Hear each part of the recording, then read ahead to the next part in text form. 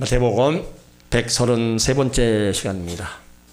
예수님 부활에 대해서 이렇게 말씀을 나눕니다. 예수님은 십자가에 못 박혀 죽으신 지 3일 만에 부활하셨습니다.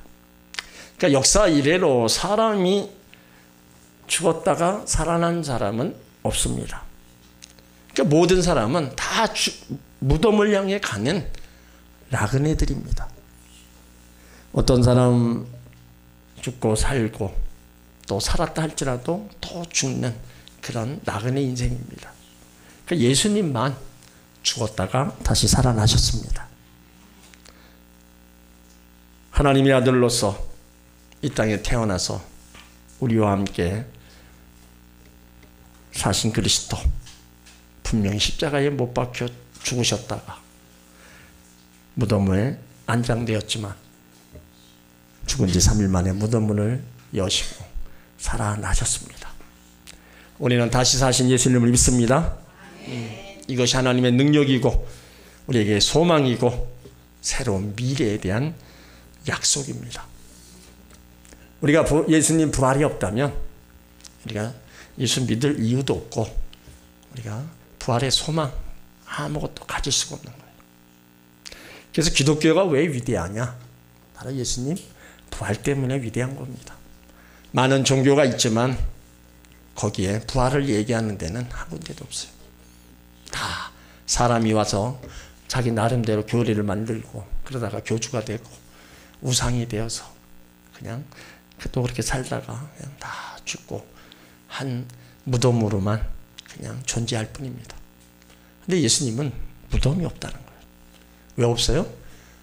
죽은 자에게나마 무덤이 있지 산 자에게 무슨 무덤이 있습니까? 그러니까 부활의 첫 열매가 되시고 예수님을 믿는 모든 사람들은 예수님을 따라서 부활에 다 참여한다는 겁니다. 그러니까 하나님 자녀들이 참 복된 거예요. 27장은 예수님의 죽음으로 인한 암울하고 슬펐던 어두움이었어요. 근데 이제 28장에 와서 예수님 부활하심으로 어둠을 다 깨치고 찬란한 광명이 다 비치는 거예요. 자, 1절을 같이 읽습니다. 안식일이 다하여가고 안식 후 첫날이 되려는 미명에 막달라 마리아와 다른 마리아가 무덤을 보려고 왔더니, 자, 안식일과 주일이 바뀌는 장면입니다. 안식일이 다하여가고 안식 후 첫날이 되려는 미명에, 그러니까 유대인들은 유대인의 안식일은 토요일을 지켰어요. 그러니까 토요일이 지나가고 주일 새벽을 맞이한 때를 의미합니다. 안식일이 다하여가고 안식 후 첫날 예수님이 부활하심으로 안식일, 토요일을 폐하고 일요일, 곧 주일이 된 겁니다. 우리는 지금 안식일 대신 주일을 지키고 있습니다. 왜냐하면 예수님이 부활하셨기 때문입니다. 그러니까 안식일과 주일을 대조해 보면 예수 때 십자가에서 구속을 이루셨기 때문에 율법이 끝난 겁니다. 로마서 10장 4절에 그리스도는 모든 믿는 자에게 의를 이루게 하여 율법의 마침이 되시느니라. 또 부활은 구속 사업의 완성의 날입니다. 따라서 율법의 완성의 날이에요. 우리가 주일을 지키는 것은 율법적인 날에서 예수님 중심의 날로 옮기는 겁니다. 그래서 기독교는 주일을 지키는 거예요.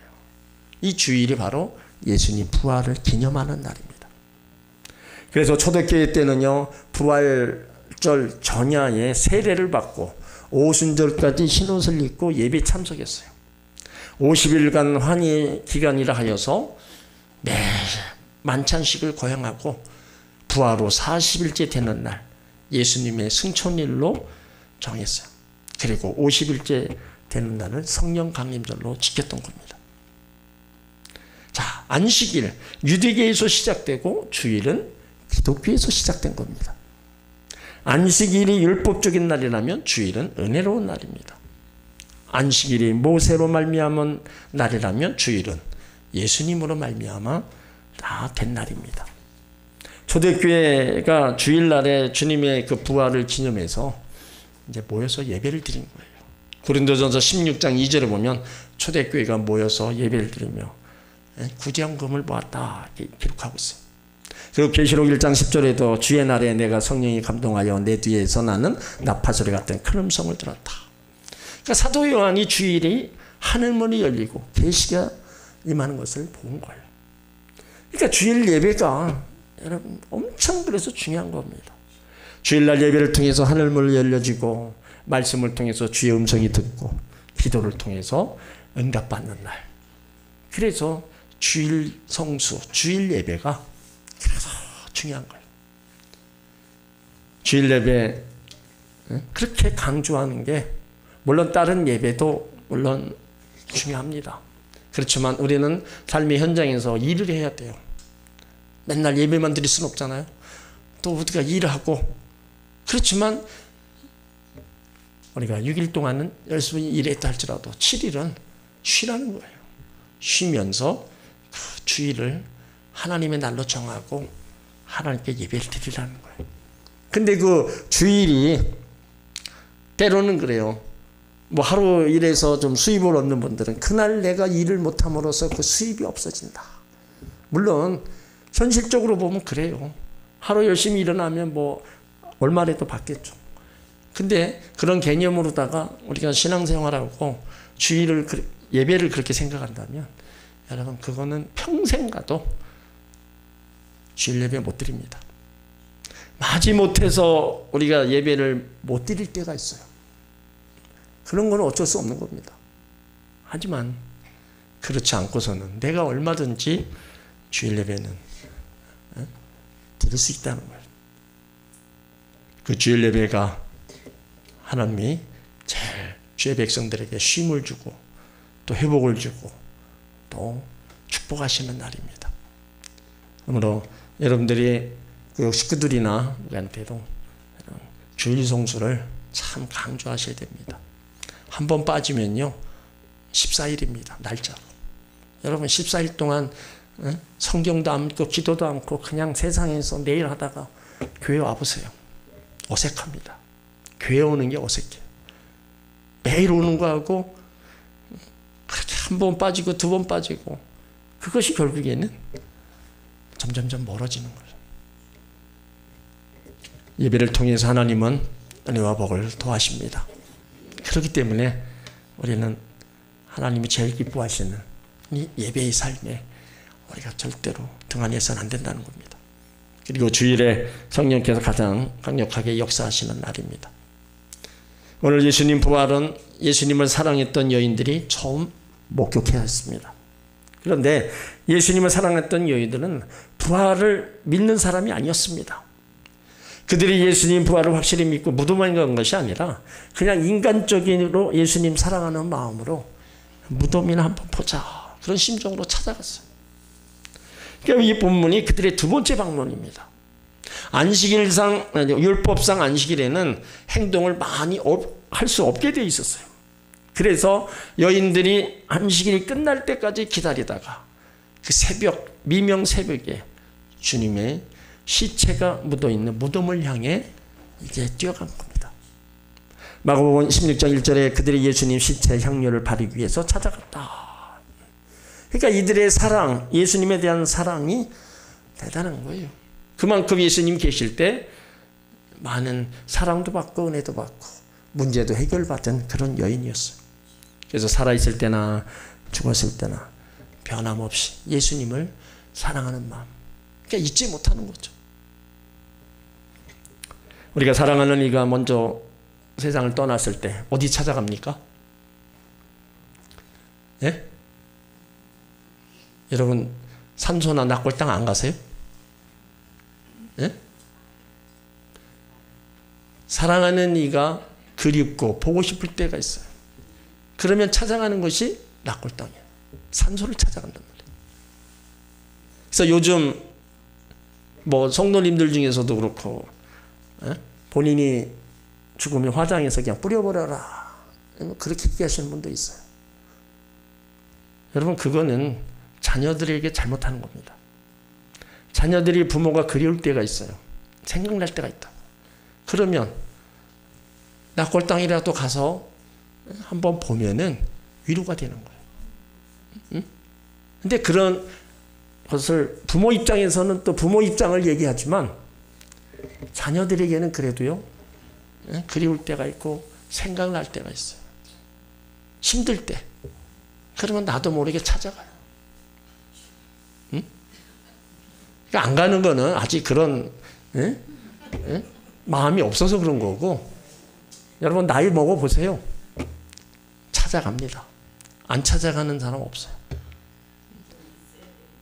응?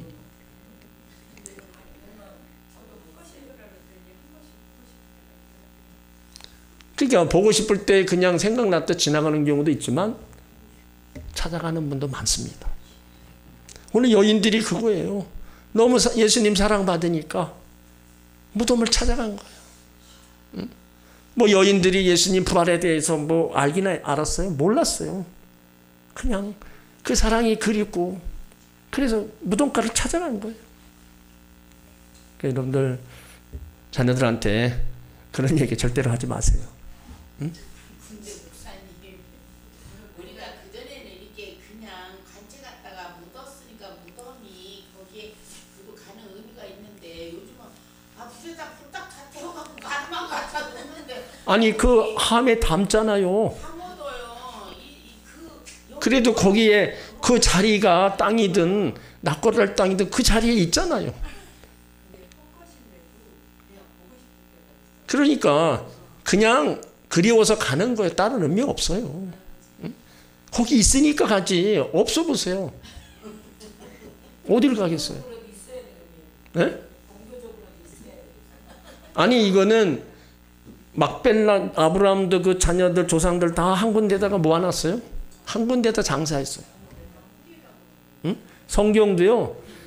이미 아브라함 때 낙골 땅이 벌써 시작됐어요. 그냥 굴이나 바위 속에 만들어서 자기 조상들을 다 아브라함이 그랬잖아요. 응? 다 거기다 갖다가 다 묻어놨어요. 우리가 뭐 죽은 자 앞에 가서 우리가 뭐 자진하고 뭐 절하고 이러는 거는 우리가 하지 말아야 되지만,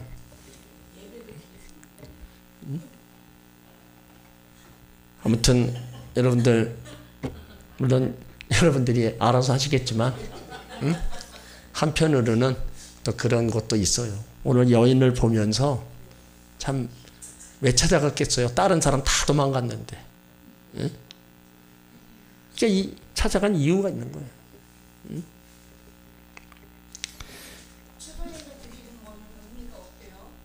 그건 지금 얘기하지 마세요. 물론 때론 그런 게 있습니다.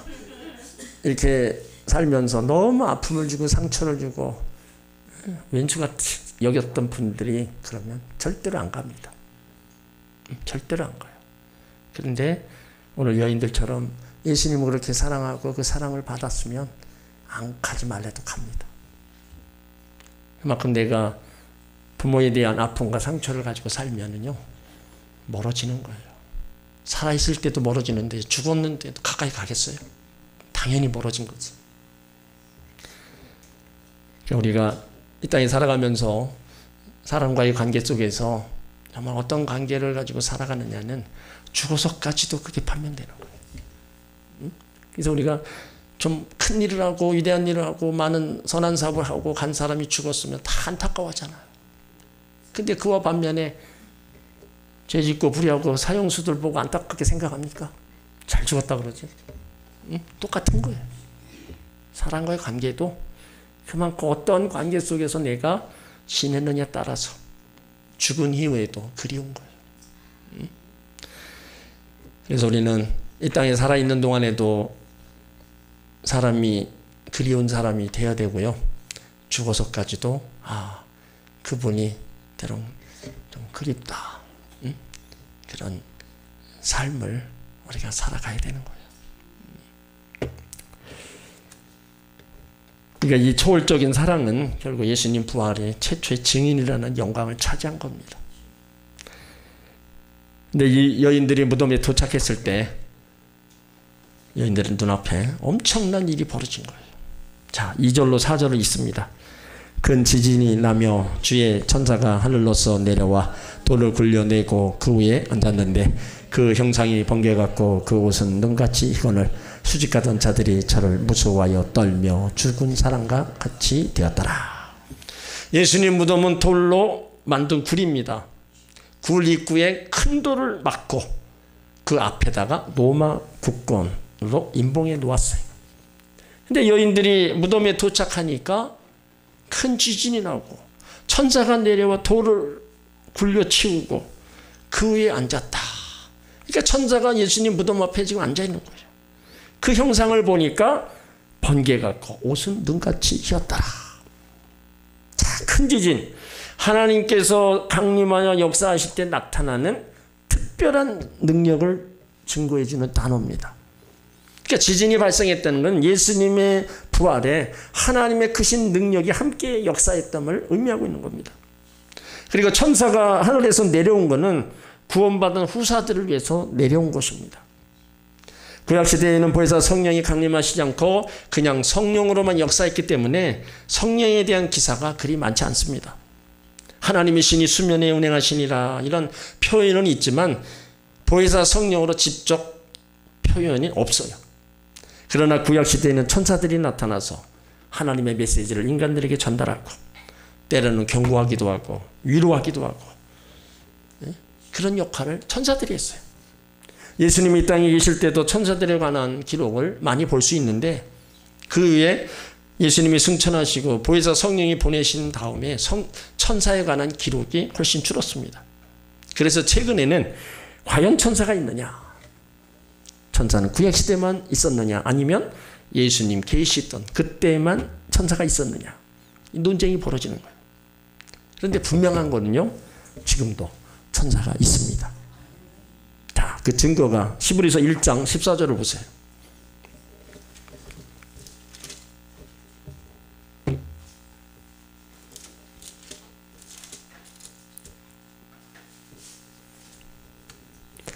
자, 히브리서 1장 14절 같이 있습니다. 모든 천사들은 부리는 영으로서 구원을 얻은 후사들을 위하여 섬기라고 보내심이 아니요. 모든 천사를 부리는 영으로서 구원을 후사를 위하여 섬기라고. 그래서 천사들이 지금 우리들 구원하는 우리들을 지금 섬기고 있다는 거예요. 천사를 보내서 돌을 굴려 내게 한 것은 여인들에게 예수님 부활하신 것을 보여주기 위해서입니다. 돌이 그냥 있으면 무덤 안에 시체가 있는 그대로 있는 줄 알기 때문에 천사를 보내서 돌을 굴려 내게 하신 거예요. 여인들에게 빈 무덤을 보여주고 예수님 부활을 알려주었습니다. 자, 4절에 보면 수직하던 자들이 저를 무서워하여 떨며 죽은 사람과 같이 되었더라. 그러니까 예수님 부활을 막으려고 지켰던 파수꾼들 그 모습을 보고 죽은 사람과 같이 되었다는 거예요. 여러분 누가 안 놀라겠어요? 다 놀래죠. 무덤 속에 죽은 사람을 놓아놨는데 갑자기 지진이 나고 돌이 굴려지면서 사람이 없어졌다. 그런 모습을 본 파수꾼들이 무서워서 떨며 죽은 사람과 같이 돼요. 그러니까 여기 부활신앙이 없었던 여인들도 예수님 사랑하고 있었던 여인들에게도 충격입니다. 시체가 보이지 않는 거예요. 예수님이 부활을 했었다. 부활했으리라는 걸 꿈에도 생각 못했던 거예요. 그래서 누군가 와서 예수님의 시체를 훔쳐갔다고 생각했을 것입니다. 이런 생각을 하고 있는 여인들에게 이제 천사가 얘기하는 거예요. 자, 5절로 6절은 있습니다. 천사가 여자들에게 일러 가로되 너희는 무서워 말라.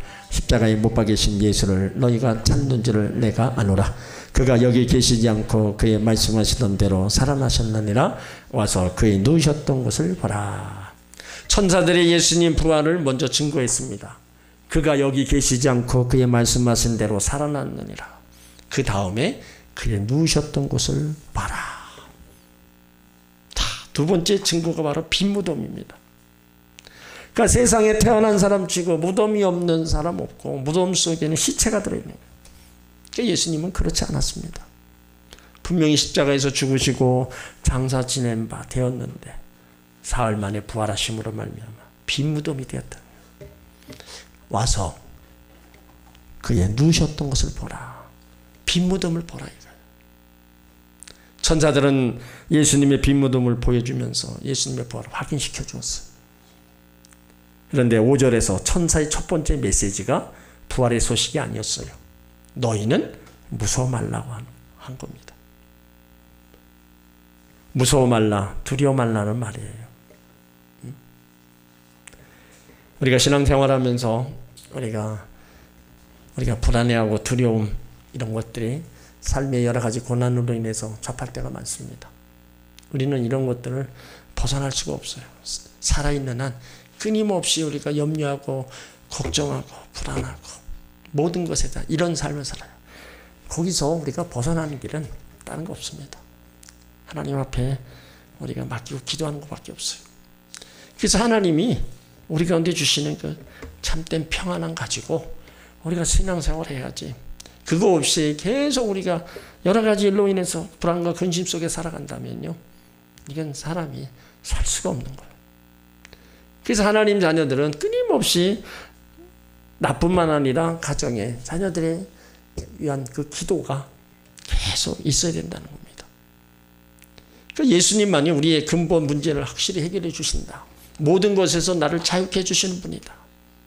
주님의 그 부활을 생각하면서 부활을 믿으면서 우리가 모든 것을 해결할 수 있는 그 해결책을 바로 예수님 안에서 우리가 찾아야 된다는 거예요. 요한복음 14장 1절에도 너희는 마음에 근심하지 말라. 하나님을 믿으니 또 나를 믿으라.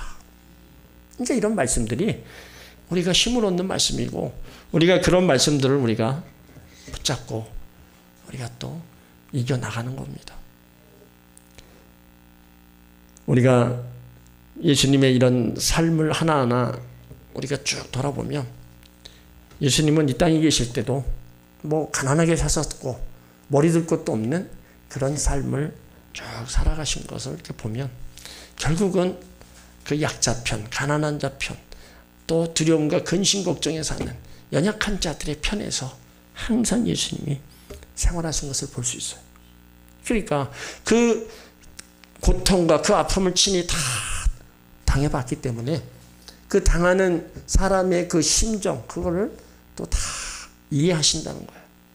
그걸 이해하시면서 그 고통에서, 아픔에서 건져주시기를 또 원하는 거예요. 그러니까 우리가 할 일은 뭐예요? 그 예수님께 내가 가지고 있는 지금 모든 거 다 기도로다가 내려놓는 거예요. 십자가 아래 다 내려놓고 주의 손으로 도와달라고 우리가 기도할 뿐입니다. 그래야 거기에서 바로 우리를 이끌어 가시는 거예요. 그 속에서 우리는 함께 계시는 것들을 우리는 체험하면서 우리가 또 살 수 있는 겁니다. 여기 여인들 부활 신앙이 없어서 두려워하고 불안해했어요. 그런 여인들에게 천사가 6절에 얘기한 게 그거예요. 그가 여기 계시지 않고 말씀하신 대로 살아나셨느니라. 그의 누우셨던 곳을 와서 봐라. 그러니까 살아났다. 부활했다는 거죠. 2000년 전 어리마대 요셉에 예비한 새 무덤에 예수님 시체가 있지 않고 살아났다는 거. 그때만 살아났다는 뜻이 아니라 지금에도 살아났다는 뜻입니다. 그러니까 기독교가 2000년 전에 초대교회로 끝나는 게 아닙니다. 예수님 부활 때문에 지금도 살아계시기 때문에 2000년 동안 전 세계로 전파되고 오는 거예요. 성경이 세상에서 영원한 베스트셀러가 되는 이유가 뭐예요? 죽은 책이 아니라는 거예요. 살아있는 책이기 때문입니다. 그래도 그 살아있는 하나님, 살아계신 하나님 말씀, 그것을 접하는 자에게 지금도 영원한 구원의 역사가 일어나고 새 생명의 역사가 일어나고 치료의 역사가 일어나고 회복의 역사가 일어나고 그만큼 살아있는 말씀이기 때문에 그것을 접하는 모두에게 하나님은 역사하신다는 겁니다. 예수님이 성자에 불과했다면 그들과 똑같이 무덤 속에 있었을 겁니다. 하지만 그 모든 것들을 다 지키고 살아나셨습니다. 그러므로 우리도요 부활신앙을 우리가 가지고 신앙생활을 해야 돼요. 예수님이 죽음까지 이기셨다면 뭘 못 이기시겠어요? 우리 가운데 있는 가난이나 질병 이런 것 또한 등에 다 이기실 수 있는 겁니다. 예수님 부활신앙으로 우리가 굳건히 서서 우리가 나가면 우리 또한 그 부활신앙을 얻은 자답게 그 속에서 살아가는 자답게 우리의 삶에 우리는 근심과 두려움보다는 우리가 기쁨과 평강으로 우리가 세워져 갈 수 있는 겁니다. 그러면 여러분 그리스도의 부활신앙을 꼭 믿고 그렇게 가시길 바랍니다. 고린도전서 15장 17절에 바울이 얘기합니다. 그리스도께서 다시 사신 것이 없으면 너희 믿음도 헛되고 너희가 여전히 죄 가운데 있다. 그러니까 부활이 없으면 아무 의미가 없는 거예요. 죄를 속하는 증거 예수님이 십자가 지시고 부활하신 거. 로마서 4장 25절에 너희 죄를 위하여 예수님이 내어줌이 되고 너희 의를 위하여 다시 살아나셨느니라. 그러니까 예수님 부활하셨기 때문에 우리 죄가 청산되고요. 우리 믿음도 살아있는 믿음이고 우리가 그 믿음 가지고 그 소망 가지고 우리가 지금 살아가는 거예요. 물론 예수님 계실 때 많은 자를 또 죽었던 자를 살렸습니다. 물론 그건 다 살았다가 결국은 다 죽은 거예요. 결국은 예수님 부활은 영원히 죽지 않는 바로 영생의 부활인 겁니다. 요한복음 11장 25절에도 나는 부활이요 생명이니 나를 믿는 자는 죽어도 살겠고 무릇 살아서 나를 믿는 자는 영원히 죽지 않는다. 이것을 내가 믿느냐? 고린도전서 15장 42절에 죽은 자의 부활도 이와 같으니 썩을 것으로 심고 썩지 아니할 것으로 다시 살며 욕된 것으로 심고 영광스러운 것으로 다시 살며 약한 것으로 심고 강한 것으로 다시 살며 육의 몸으로 심고 신령한 몸으로 다시 사나니 육의 몸이 있은즉 또 신령한 몸이 있느니라. 그러니까 우리가 부활할 때는요, 지금 이 몸이 부활하는 게 아닙니다. 여러분 지금 이 몸으로다가 지금 다시 부활한다면 어떻겠어요? 별로 이렇게 이쁘지가 않겠죠? 썩지 않는 몸으로 죄에 찢고 타락하고 수치스러운 욕된 몸이 아니라 영화로운 몸, 신령한 몸, 정말로 세상의 아름다운 모습으로 그렇게 부활한다는 거예요. 하나님이 하시는데 우리를 그냥 늙은 모습으로 이렇게 내버려 두겠어요?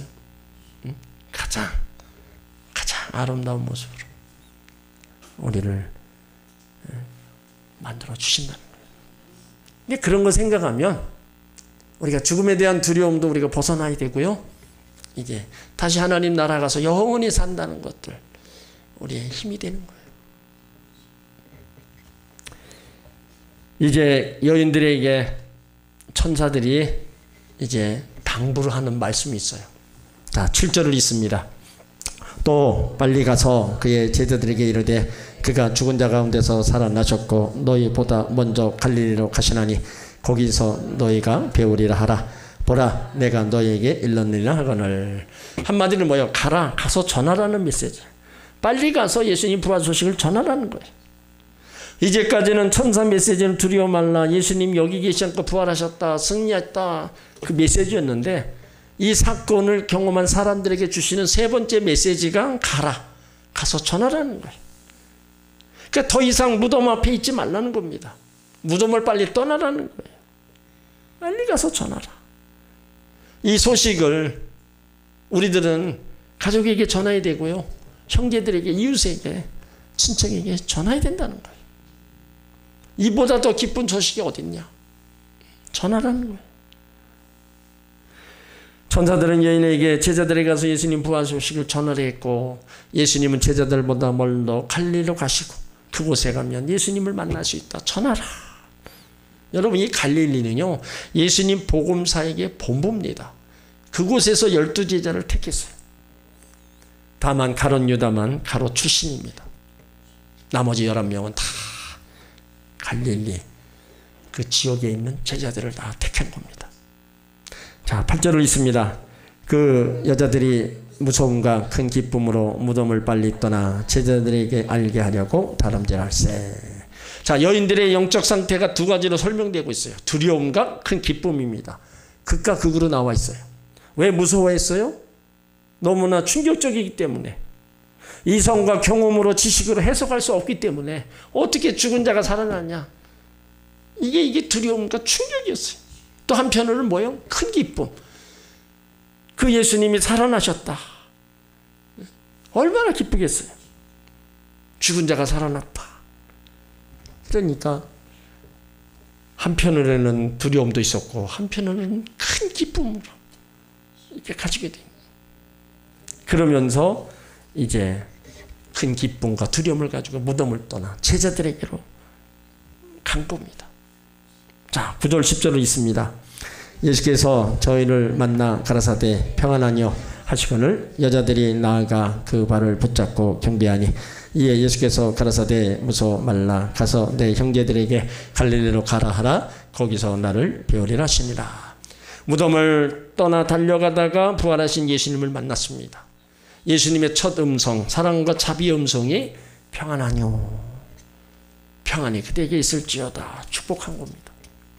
절망하고 좌절하고 무서워하고 두려워했던 사람들에게 예수님이 주시는 메시지 바로 평화, 샬롬의 평화입니다. 왜 평화요?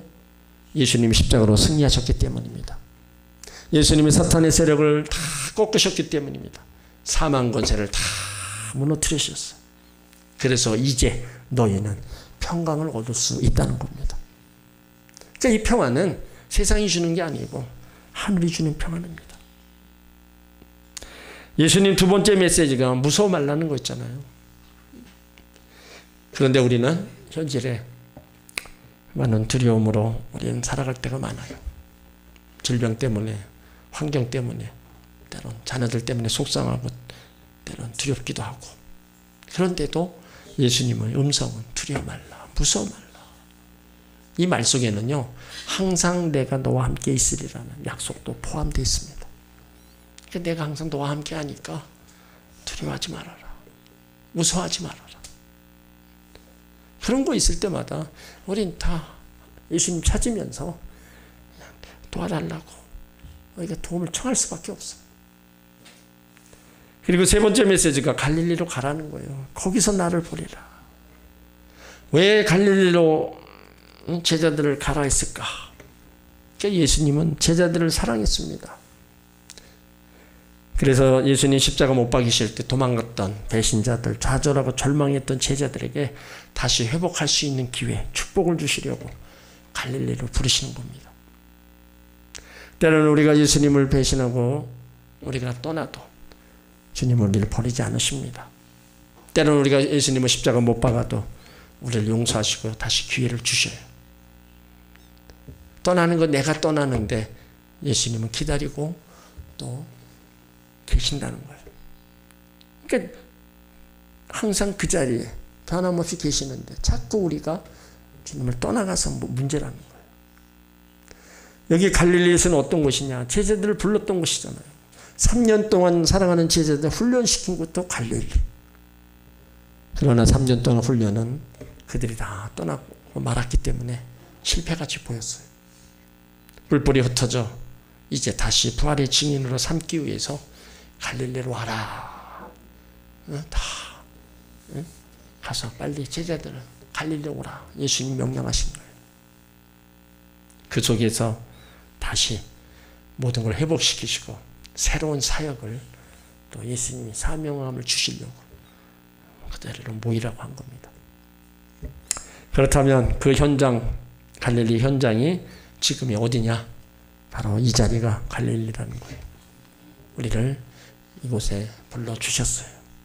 그렇다면 우리가 부활신앙을 가지고 우리는 예수님의 증인으로서 우리는 각자의 일을 감당하며 나가야 됩니다.